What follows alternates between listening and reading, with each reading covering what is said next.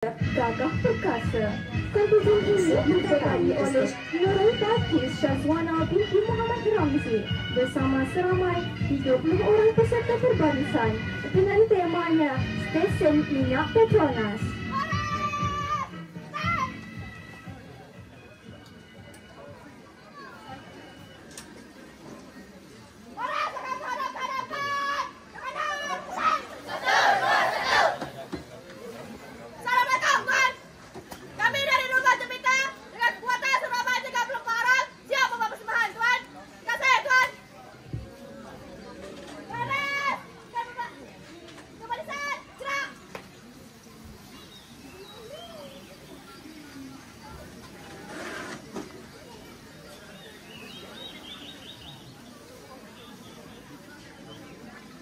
Selamat datang ke stesen minyak paling power abad ini, Petronas Rumah Hijau. Di sini bukan saja minyak penuh, tong gas pun ada perangai.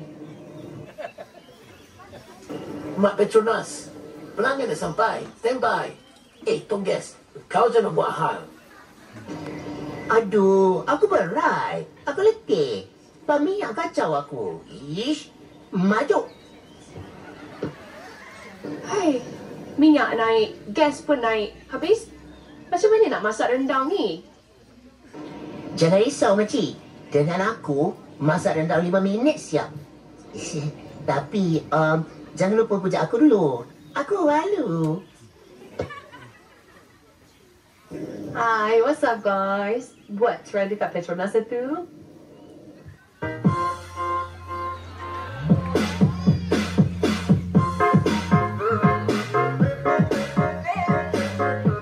Cakap, kalau minyak dan gas berdua habis macam mana? Kita OOTD je lah. Hihi.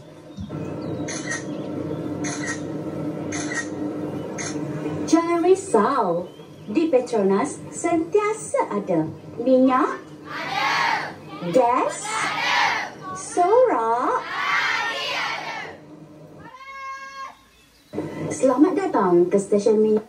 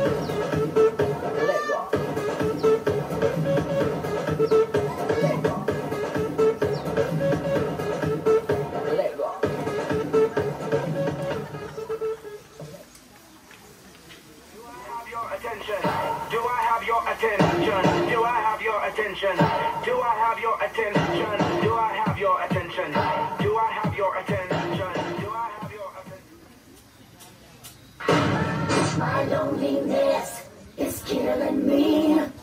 I must confess, I still believe when I'm not with you.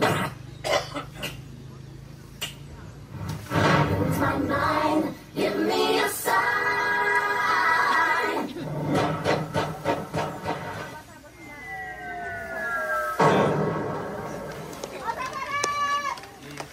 Hebat ni. Kau tenang hebat.